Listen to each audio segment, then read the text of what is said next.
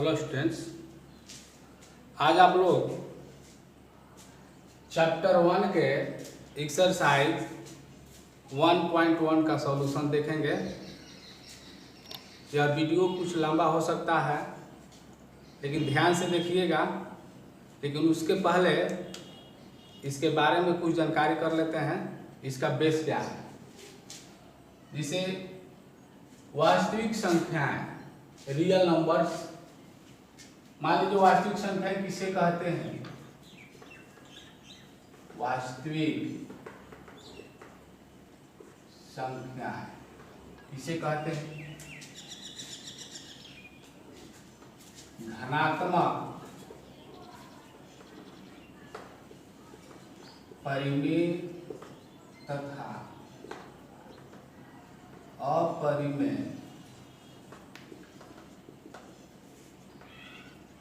संख्याओं के संग्रह को वास्तविक संख्या कहते हैं। ठीक है, जैसे 2 एक वास्तविक संख्या है, 2√3 लिखा गया, ये भी वास्तविक संख्या है। 5 वास्तविक संख्या हो जाएगा। √3 - 1 वास्तविक संख्या हो जाएगा। 1/√3 वास्तविक संख्या हो जाएगा, इत्यादि। ऐसे अनेकों वास्तविक संख्याएं हो जाएंगे। वास्तविक संख्याएं सिर्फ परिमेय और अपरिमेय संख्याओं का ही संग्रह नहीं होता है। इसमें जैसे मान लीजिए, आप लोग जानते हैं कि परिमेय संख्या किसे कहते हैं।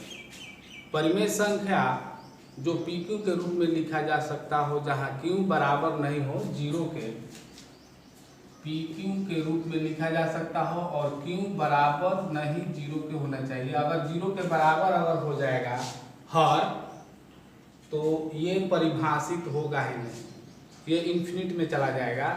इसीलिए यहाँ पर लिखा जाता है Q बराबर 0 नहीं हो, तो होता है परिमेय संख्या। अपरिमेय संख्या में जो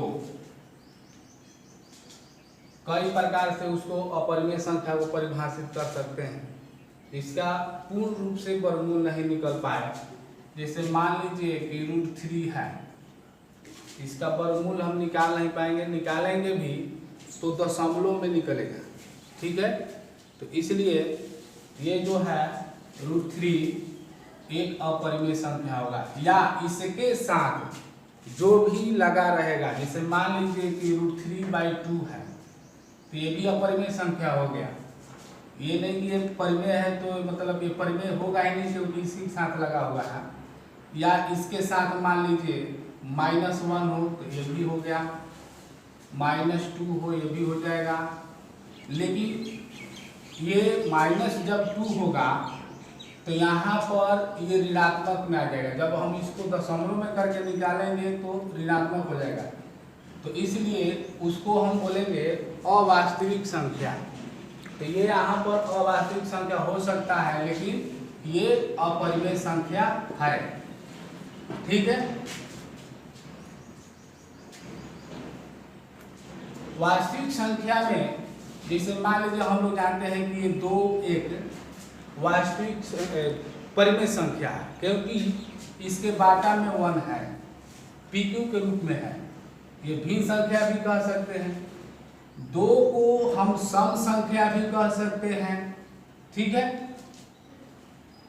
ये अभाज्य संख्या भी इसको कह सकते हैं। ये सारे मिलाकर सम संख्या, अभाज्य संख्या, विषम संख्या, भाज्य संख्या, परिमेय अपरिमेय पूरा मिलाकर क्या होता है? वास्तविक संख्या। और जब वास्तविक और अवास्तविक दोनों मिल जाता है तो उसको हम बोलते हैं सम्मिश्र संख्या। तो सम्मिश्र संख्या के बारे में आप लोग आगे के क्लासों में पढ़ेंगे। ठीक है, तो आप लोग इसको नोट कर लीजिएगा। यूक्लिड विभाजन प्रमेय, यूक्लिड विभाजन प्रमेय क्या होता है? ए बराबर बी क्यू प्लस आर, जहां पर शून्य छोटा और बराबर होना चाहिए आर से, और आर छोटा होना चाहिए बी से। बी यहाँ पर क्या है, इस सब के बारे में अभी बता देते हैं। ए हम कहेंगे, जिसे हम लोग पहले पढ़े हैं, ए को हम क्या कहते हैं? भाज्य। ठीक है। बी जो होता है वो होता है भाजक। क्यों? क्यों को हम कहते हैं भागफल। आप लोग इस प्रकार से समझ लेंगे। आर जो है, आर क्या हो जाएगा? शेषफल, शेषफल हो जाएगा। ठीक है। यूक्लिड विभाजन प्रमेयिका को, ये तो प्रमेय हो गया, इसको यूक्लिड विभाजन एल्गोरिथ्म भी कहते हैं। इसी को, यह अंकगणित की आधारभूत प्रमेयिका है, फंडामेंटल थ्योरम ऑफ अर्थमेटिक। अब हम इस पर आधारित कुछ सवाल देखते हैं। मान लीजिए कहेगा कि यूक्लिड विभाजन एल्गोरिथ्म को हम इसको कह सकते हैं, इसे यूक्लिड विभाजन एल्गोरिथ्म।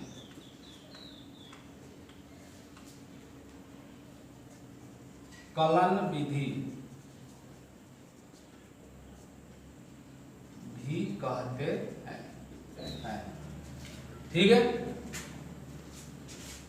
अब इस पर आधारित हम HCF ज्ञात कर सकते हैं, यानी कि महत्तम समापवर्तक। महत्तम समापवर्तक कैसे ज्ञात करेंगे? ध्यान दीजिएगा। जैसे मान लीजिए कि सवाल पूछ देता है कि विभाजन, यूक्लिड विभाजन एल्गोरिथ्म का प्रयोग करके, आगे एक्सरसाइज में आप लोग ऐसा सवाल देखेंगे। तो पहले मैं यहाँ पर बता देता हूँ छोटा सा सवाल देकर। जैसे मान लीजिए कि कह रहा है पहले सवाल कि यूक्लिड विभाजन एल्गोरिथ्म का प्रयोग करके 24 और 34 का HCF ज्ञात करें। HCF ज्ञात करें मतलब हाईएस्ट कॉमन फैक्टर। तो हमको महत्तम समापवर्तक ज्ञात करना है। तो सबसे पहले आप लोगों को आसानी के लिए समझा देते हैं कि पहले जैसे आप लोग बनाए हैं नीचे के क्लासों में, उस प्रकार से आप लोगों को पहले बता देते हैं। इस प्रकार से आप लोग बनाए होंगे। 24 से 24 हो जाएगा, यहाँ पर ये, यहाँ पर 0 हो जाएगा, 1 हो जाएगा। यहाँ ये जो 24 है यहाँ पर आ जाएगा, 10 दूना 20 हो जाएगा। यहाँ पर 4, 10 आ जाएगा। ठीक है। 4 दूनी 8, ये वाला आप लोग जानते हैं यहाँ पर आ जाता है। ये वाला यहाँ पर आया, ये वाला यहाँ पर। 4 दूनी 8 के यहाँ 2 बच गया, और 2 जो यहाँ पर आ गया। तो यहाँ पर हो जाएगा 2 तो ठीक है 4 कट गया। तो आप लोग पहले इस प्रकार के महत्तम बनाए होंगे। तब इसी सवाल को कह रहा है कि यूक्लिड विभाजन एल्गोरिथ्म का प्रयोग करके बनाइए। तो हम इसका HCF निकालेंगे तो यहाँ पर लिख देंगे यूक्लिड विभाजन एल्गोरिथ्म से ए बराबर बी क्यू प्लस आर, जहां पर क्या हो जाएगा, शून्य जो है छोटा होना चाहिए या बराबर होना चाहिए आर से, और आर छोटा होना चाहिए बी से। तो अब ध्यान दीजिएगा आप लोग, इसमें जो ए है, ए हम क्या कहे हैं, भाज्य। आप लोग पहले भागा का जांच किया होगा इस फॉर्मूला पर, जैसे होता था कि भाज्य बराबर भाजक गुना भागफल प्लस शेषफल। आप लोग इस चीज को बता देते हैं, जैसे होता था भाज्य बराबर भाजक गुना भागफल प्लस शेषफल। तो यही चीज ये है, ए बराबर हो जाएगा भाजक कितना है बी, गुना में ये भागफल हो गया क्यू, पी क्यू, प्लस शेषफल में क्या है आर, आर की जगह पर ये शेषफल हो जाता है। तो यही चीज हम लोग, यही है जो है यूक्लिड विभाजन एल्गोरिथम। तो आप लोग ध्यान दीजिएगा, तो ये जो है भाज्य है, तो भाज्य हमारा क्या है, बीच वाला है।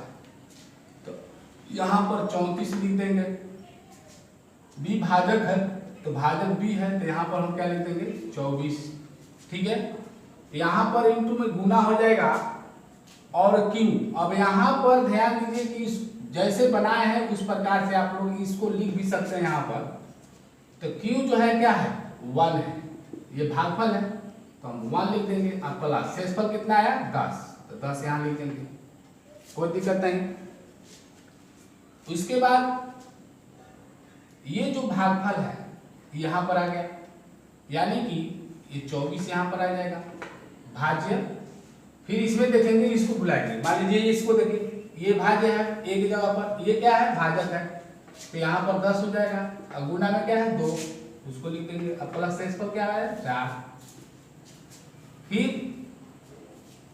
ये जो 10 है यहाँ पर आ जाएगा, ये वाला बराबर 4 गुना 2, अब प्लस क्या आ गया 2। फिर यहाँ पर देखिए, ध्यान दीजिए 4 बराबर यहाँ पर भाजक क्या है 2 और भागफल क्या है 2, अब प्लस शेषफल क्या है 0, कुछ नहीं है तो क्या है 0 है, हम 0 लिख सकते हैं। जब शेषफल 0 आ जाए तो समझ लीजिए कि HCF जो है आपका निकल गया। तो HCF क्या होता है, जो अंत में भाजक होता है, जिससे कटता है, ये नहीं होता है, जिससे कटता है वो होता है। तो यहाँ पर ये जो है हमारा HCF हो जाएगा, इसलिए HCF बराबर 2 टेंशन। तो इस प्रकार से आप लोग बना सकते हैं। तो हम इस प्रश्नावली के क्वेश्चन देखते हैं कैसे बनेगा, ध्यान से देखिएगा। एक्सरसाइज 1.1 में पहला क्वेश्चन कह रहा है कि निम्नलिखित संख्याओं का HCF ज्ञात करने के लिए यूक्लिड विभाजन एल्गोरिथम का प्रयोग कीजिए। अभी जो हम बताए थे पीछे बेस में, उसी प्रकार से बनेगा। इस वास्तविक संख्या पाठ में और भी बेस है जो प्रश्नावली के साथ ही बता दिया जाएगा, क्योंकि वो बताएंगे तो बहुत ज़्यादा लंबा वीडियो हो जाएगा, तो इसलिए ध्यान दीजिए। पहला क्वेश्चन में पहला है 135 और 255, इन दोनों का निकालना है यूक्लिड विभाजन प्रयोग से। तो हम क्या करेंगे, सबसे पहले लिखेंगे इस यूक्लिड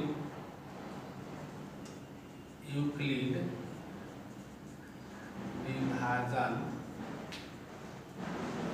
एल्गोरिथम के प्रयोग से ए बराबर बी क्यू प्लस आर, जहाँ पर क्या होता है 0 छोटा या बराबर होना चाहिए आर के, और आर जो है बी से छोटा होना चाहिए। कभी भी भाजक शेषफल से बड़ा होता है, ये बात आप लोग जानते हैं। जैसे भाजक से जो यहाँ पर भाजक होता है नीचे वाला से ये कभी भी बड़ा होता है और ये जो आर है ये कभी भी छोटा होता है। इसीलिए जो है बी हमेशा बड़ा होता है आर से और आर बड़ा या बराबर होगा 0 से।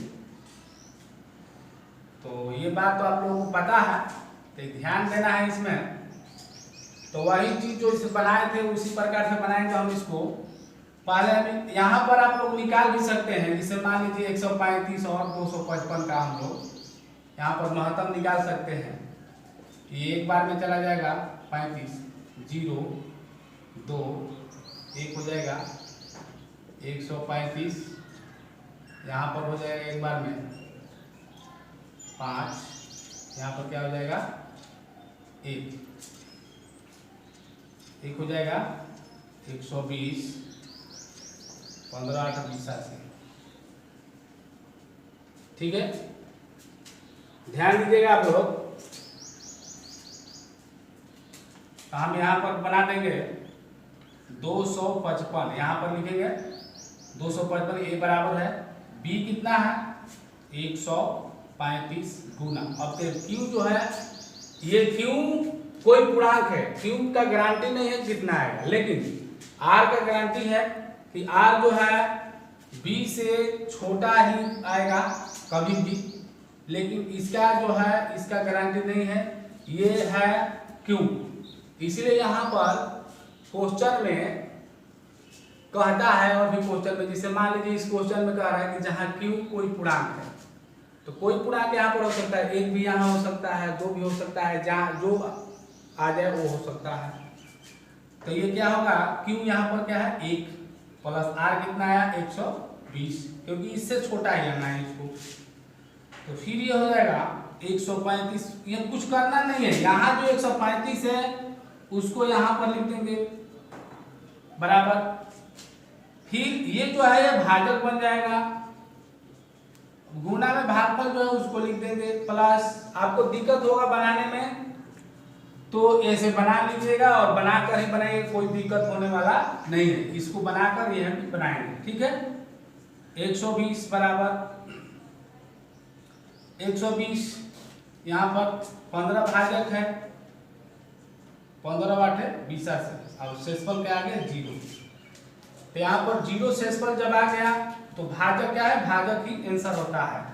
तो इसलिए HCF बराबर 15 आंसर, ठीक है। दूसरा क्वेश्चन देखते हैं।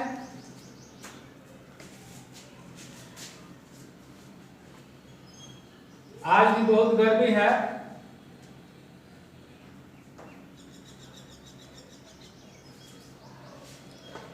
तो दूसरा क्वेश्चन क्या है, कह रहा है कि दर्शाइए कि कोई भी धनात्मक विषम पूर्णांक। हाँ, इसमें 2 क्वेश्चन हम छोड़ दिए हैं, दूसरा और तीसरा। ये पहला का दूसरा भाग और तीसरा भाग छोड़ दिए हैं। आप लोग बनाइएगा, बनाने की कोशिश कीजिएगा।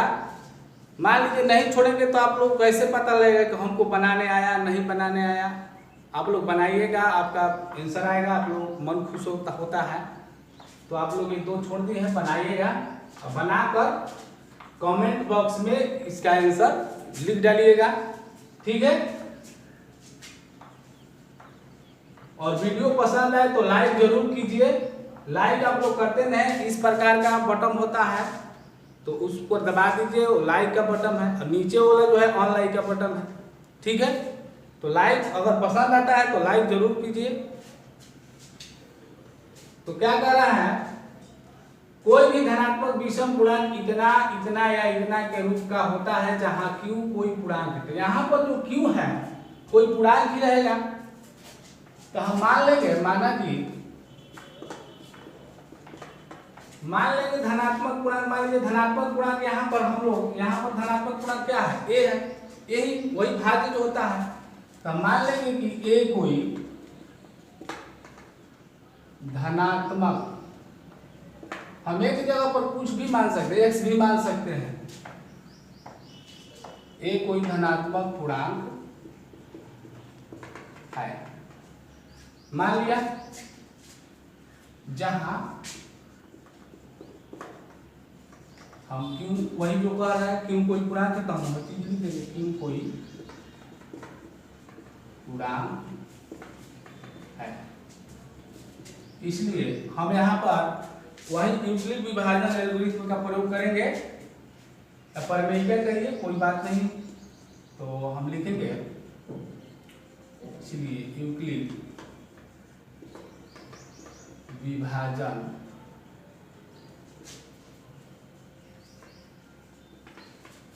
एल्गोरिथ्म से, ठीक है।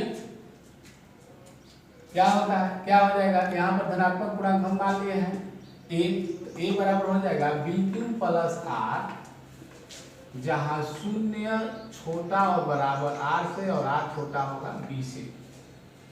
तो हमारे पास चूंकि बी बराबर क्या है 6 है, क्योंकि यहाँ पर ध्यान दीजिए जो बी है बी के जगह पर 6 है तो बी बराबर क्या है 6। तो इसलिए संभावित आर क्या क्या होगा, आर बराबर 0 हो सकता है क्योंकि 6 से कम ही होगा।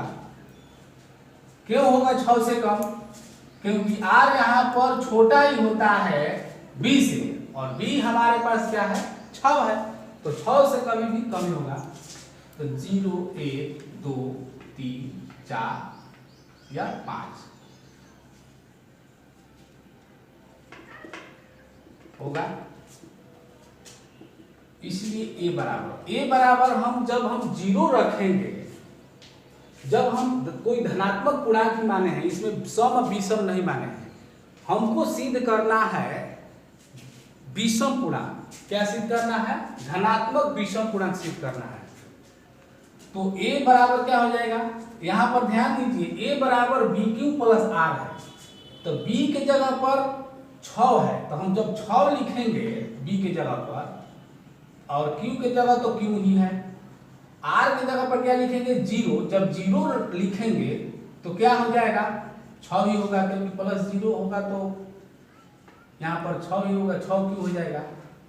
या हो जाएगा 1 रखेंगे तो ये हो जाएगा 6 क्यू प्लस 1, ठीक है। फिर हो जाएगा 6 Q plus 2, 6 Q plus 3, 6 Q plus 4 या 6 क्यू प्लस 5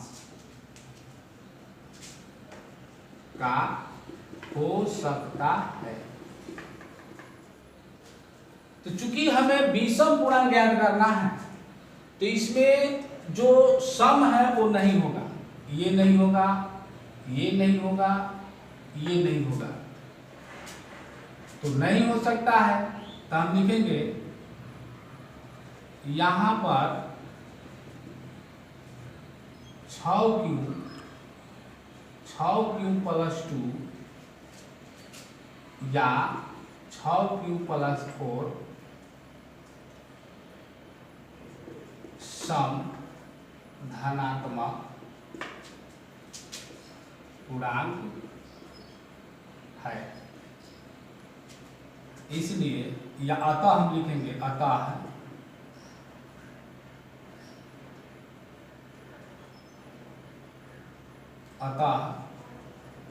कोई धनात्मक विषम पूर्णांक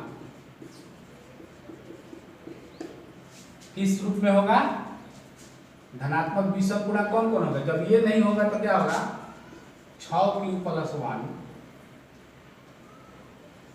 6 क्यू प्लस 3 या 6 क्यू प्लस 5 के रूप का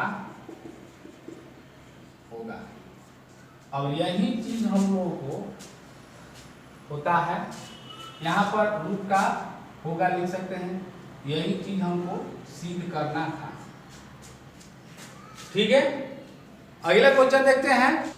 तीसरा क्वेश्चन है कि किसी परेड में 6 से 16 सदस्यों वाली एक सेना की टुकड़ी को 32 सदस्यों वाले एक आर्मी बैंड के पीछे मार्च करना है। मार्च करना मतलब चलना है। दोनों समूहों को समान संख्या वाले स्तंभों में मार्च करना है। दोनों समूह में समान संख्या होना चाहिए, बिल्कुल समान। तो उन स्तंभों की अधिकतम संख्या क्या है जिसमें मार्च कर सकते हैं। तो जब भी अधिकतम संख्या ज्ञात करना हो इस प्रकार के क्वेश्चनों में क्या होता है, बड़ी से बड़ी संख्या ज्ञात करना हो या अधिकतम संख्या ज्ञात करना हो तो हम HCF निकालते हैं। पिछले कक्षाओं में आप लोग पढ़े होंगे। तो हम क्या करेंगे, चूंकि हम जानते हैं कि बड़ी से बड़ी संख्या या अधिकतम संख्या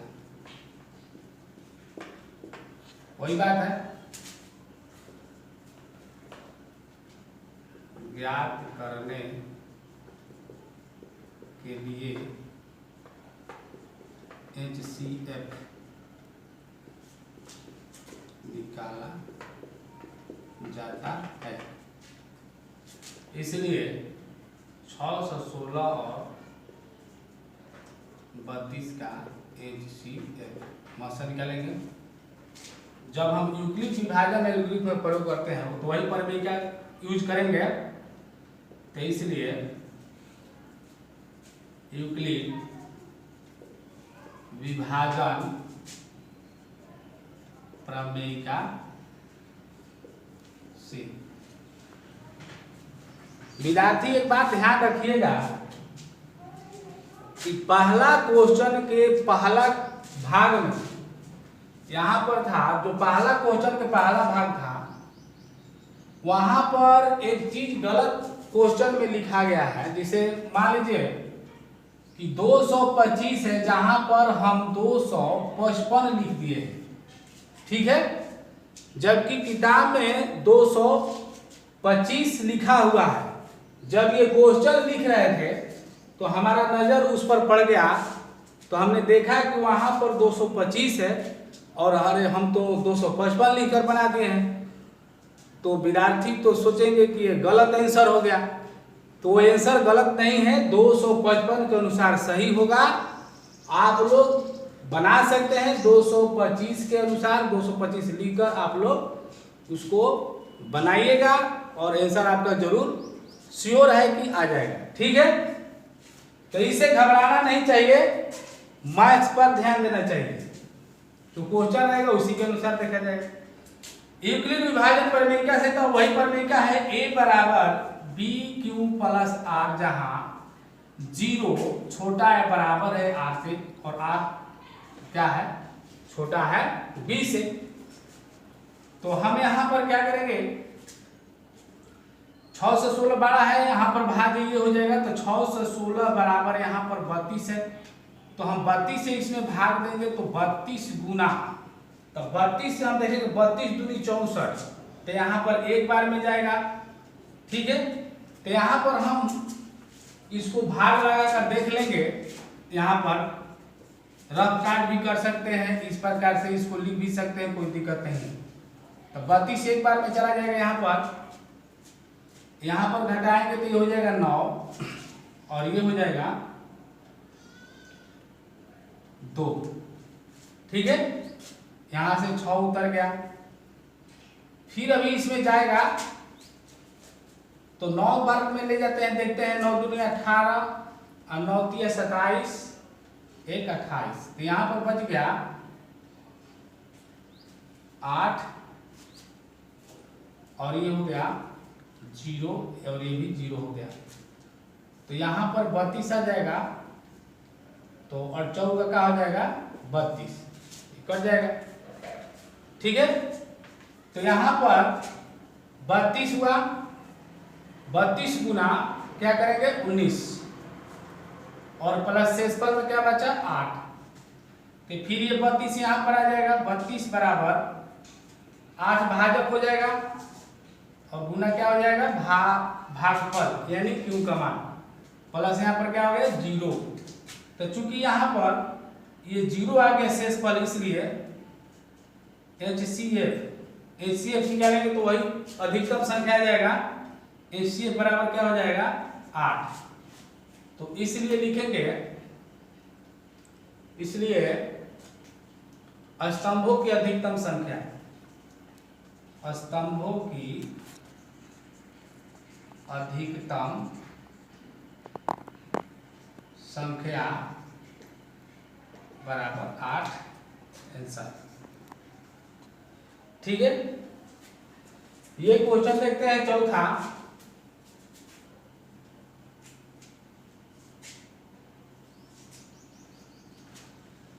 यूक्लिड विभाजन एल्गोरिथ्म का प्रयोग करके दर्शाइए कि किसी धनात्मक पूर्णांक का वर्ग किसी पूर्णांक m के लिए 3m या 3m+1 के रूप का होता है।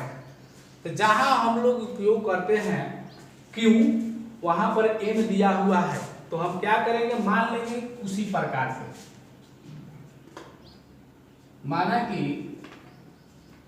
a कोई धनात्मक पूर्णांक है, यहां पर सिर्फ धनात्मक पूर्णांक कह रहा है, यहां पर ये नहीं कह रहा है कि विषम है कि सम है। तो ये कोई धनात्मक पूर्णांक है,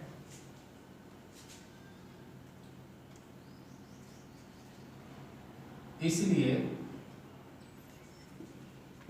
यूक्लिड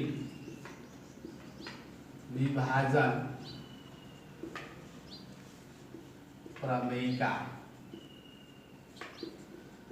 से मान लीजिए a बराबर क्या हो जाएगा BQ+R, जहां पर शून्य छोटा बराबर होना चाहिए R से और R छोटा होना चाहिए B से। इसलिए धनात्मक पूर्णांक a बराबर हो जाएगा, यहाँ पर जो b है, b के जगह पर क्या है 3 है, तो हम 3 के अनुसार इस पर लिखेंगे 3q+1। अब यहाँ पर r का संभावित मान जो है 1 2 0 1 2 हो सकता है, क्योंकि 3 नहीं होगा, क्योंकि 3 तो भाजक है। 3q+2 का हो सकता है, इसलिए वर्ग करने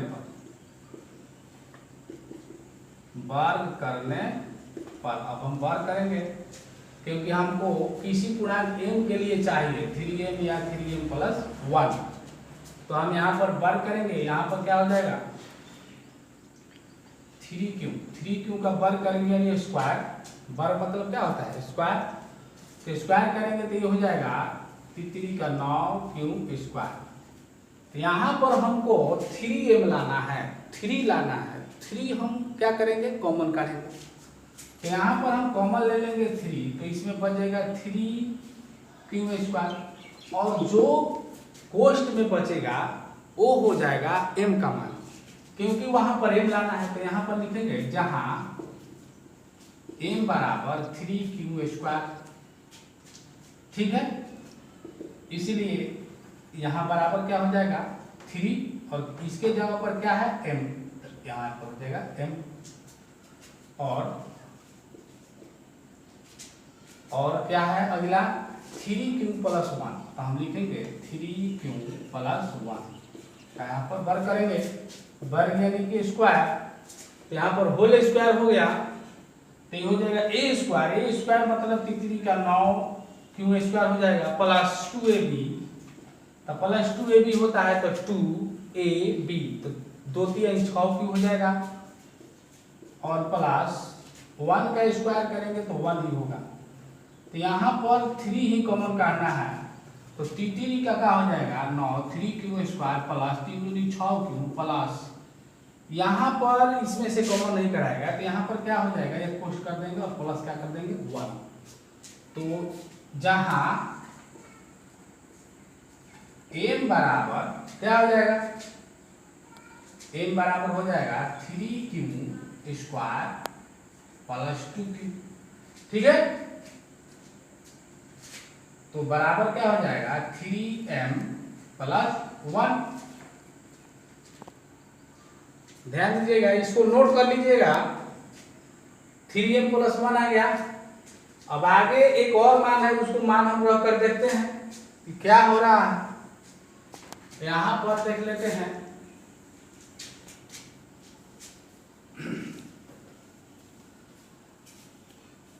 अगर अभी तक हमारे YouTube चैनल आदर्श स्टडी पॉइंट को सब्सक्राइब नहीं किया है तो लाल बटन से नीचे लिखा होगा, उसको सब्सक्राइब कर लीजिए, क्योंकि इस चैनल से 10th क्लास के पूरा सॉल्यूशन जो है मैथ का मिलेगा और इसके अलावा संस्कृत साइंस का भी सॉल्यूशन, साइंस का भी यहाँ से पढ़ाई होगा। Thank you.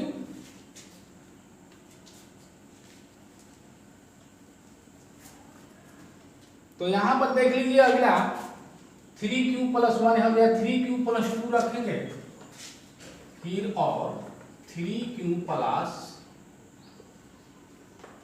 2 इसका वर्ग करेंगे तो क्या होगा, यही में तो तितली का 9q² + 2ab तक 2 6 6 दूनी 12q + 2 दूनी के 4। 3 कॉमन होगा तो तितली के 9² 3 चौका 12q प्लस, यहाँ पर ध्यान दीजिए 4 यहाँ पर लाना है, 3 कॉमन काट लेंगे तो यहाँ पर 1 हो गया और यहाँ पर क्या बचेगा 1, क्योंकि 3 एक 3 और 3 एक क्या हो जाएगा 4। तो ये हो जाएगा जहाँ m बराबर पोस्ट वाला लिखना है, क्या हो गया 3q² 4q + 1। तो बराबर क्या हो जाएगा 3m + 1। देखिए इसमें भी 3m + 1 आ गया, इसमें भी 3m + 1 आ गया। इसका मतलब ये हुआ कि अतः कोई पूर्णांक m के लिए 3m या 3m + 1 के रूप का होता है और यही हमको प्रूव्ड करना है। तो यहाँ पर ध्यान दीजिए, ये आप लोग समझ रहे होंगे कैसे हो गया। यहाँ पर जब हम 3 यहाँ 1 रहेगा तो मान लीजिए इसमें हम जब क्रमचय नियम से हम इसमें गुना करेंगे, इसमें से इसमें, इसमें से इसमें और इसमें से इसमें करेंगे तो ये हमारा आना चाहिए, ठीक है। तो जब हम इसमें से इसमें करेंगे तो यहाँ पर क्या आएगा 3 और +1 लिखेंगे तब न 3 में 1 जोड़ेंगे तो 4 हो जाएगा, क्योंकि यहाँ पर तो 4 लाना है, ठीक है। तो एक क्वेश्चन है 5वां क्वेश्चन, उसको भी देख लेते हैं। 5वां क्वेश्चन है यूक्लिड विभाजक परिमिति का प्रयोग करके दर्शाइए कि किसी धनात्मक पूर्णांक का घन 9m + 1 या 9m + 8 के रूप का होता है। तो बिल्कुल ये चौथा क्वेश्चन की तरह बनेगा। इसमें अंतर इतना ही है कि उसमें वर्ग करना था और इसमें घन है। तो हम मान लेंगे उसी प्रकार से, माना कि ए कोई एक जगह पर कुछ भी मान, दूसरा भी मान सकते हैं, x भी मान सकते हैं, कोई धनात्मक पूर्णांक है, इसलिए यूक्लिड विभाजन प्रमेय से तो हम लिख देंगे a बराबर bq + r, जहां पर 0 आप लोग पता है, तो इसलिए धनात्मक पूर्णांक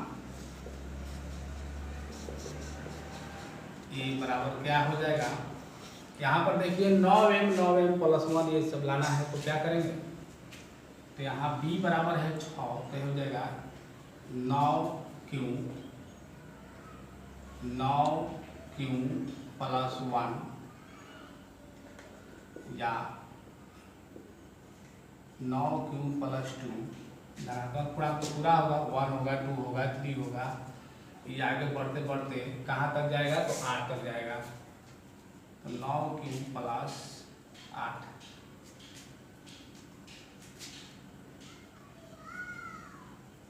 हो सकता है। यहाँ पर डॉट डॉट कर देंगे, डॉट डॉट में बीच वाला हो गया, जैसे 9 क्यूब प्लस 3, 9 क्यूब प्लस 4, ये सब हो सकता है। 9 क्यूब प्लस 8 अंतिम में होगा। तो इसलिए घन करने पर, तो हम बारी बारी से घन करना स्टार्ट कर देते हैं। तो शुरू में है 9 क्यूब, 9 क्यूब का घन करेंगे, क्यूब करेंगे, घन मतलब क्यूब होता है। तो क्या होगा, 9 81, 81 नवा जो है, जब 81 में 9 से गुना करेंगे तो हो जाएगा 729। तो ये हो जाएगा 729 क्यूब पावर 3। यहाँ पर हमको कॉमन क्या लेना पड़ेगा, 9। तो 9 कॉमन लेंगे तो हो जाएगा 81, यहाँ पर हो जाएगा Q3। तो जहाँ पर m बराबर क्या हो जाएगा 81 क्यूब पावर 3, ठीक है। तो यहाँ क्या हो जाएगा 9m। फिर आगे देखेंगे,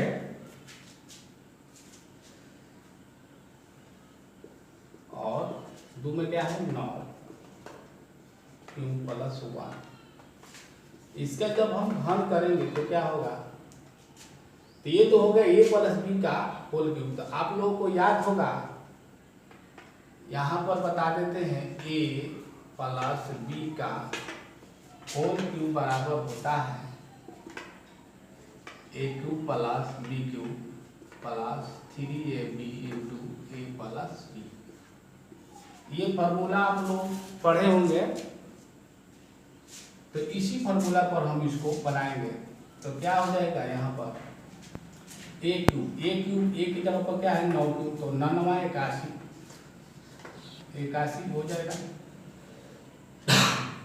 फिर 81 नहीं होगा, 9 81 नवा क्या हो जाएगा 729, ठीक है। 729 पहले आप लोगों को ये बता देते हैं, 9 क्यूब के क्यूब हो जाएगा, ठीक है, आराम से समझ जाएंगे।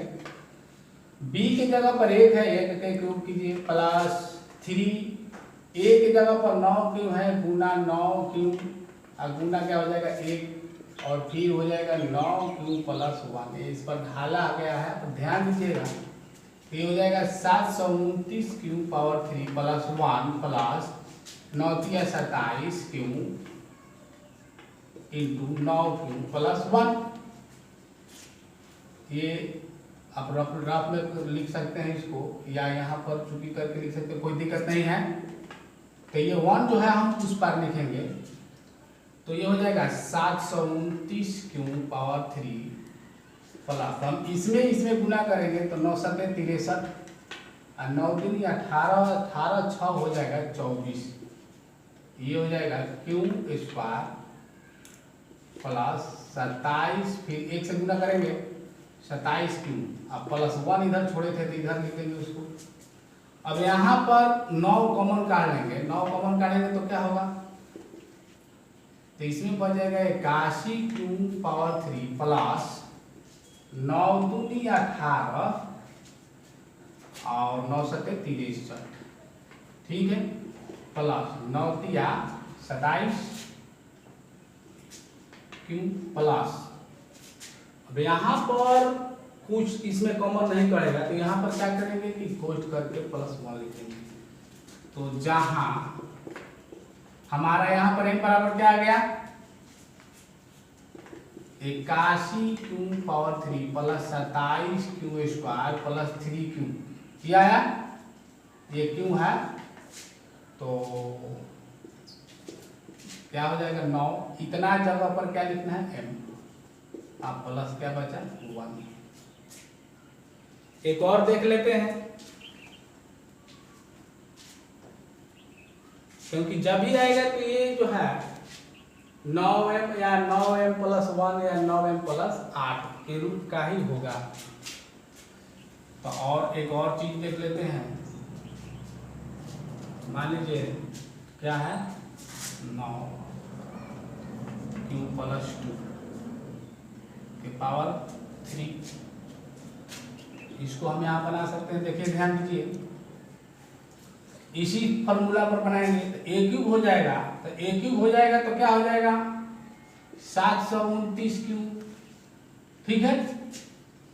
फिर हो जाएगा b क्यूब क्या हो जाएगा 8 प्लस 3ab, तो 3ab हो जाएगा, तो 3ab में पहले गुना कर लेते हैं, तो 9 दूनी 18 क्यों हो जाएगा, और फिर 3 है तो 18 तिया 54, तो यहाँ पर हो जाएगा 54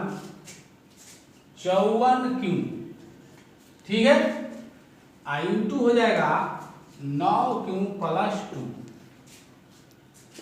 तो ये क्या हो जाएगा 729 क्यू पावर 3 प्लस, इसको हम बाद में लिखेंगे, इसमें गुना करेंगे तो 9 चौका 36, 9 पाँच 45, 45 और 3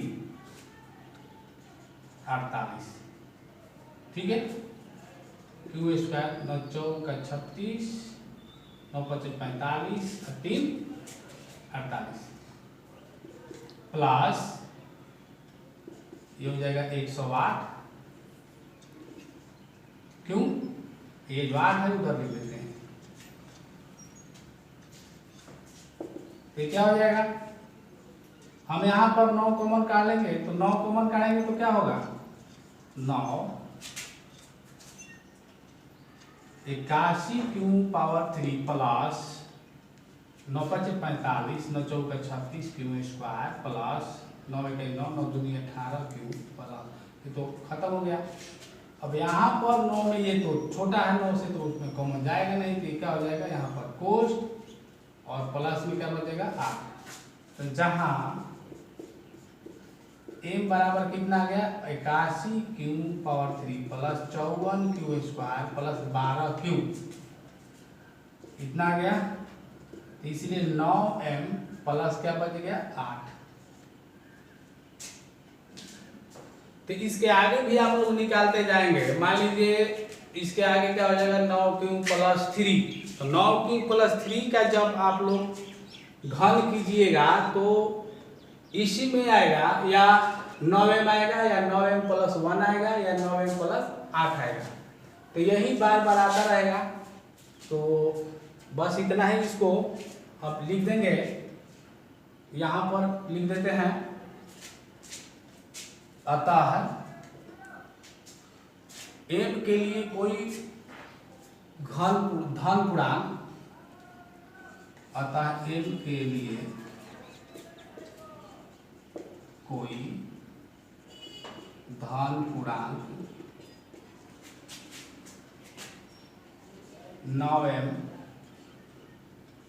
9m प्लस 1 या 9m प्लस 8 के रूप का होता है। ये हो गया आपका प्रूफ, ठीक है। तो अब प्रश्नावली 1.1 जो है समाप्त हो गया। तो अब अगले प्रश्नावली में मिलते हैं, तब तक के लिए जय हिंद जय भारत।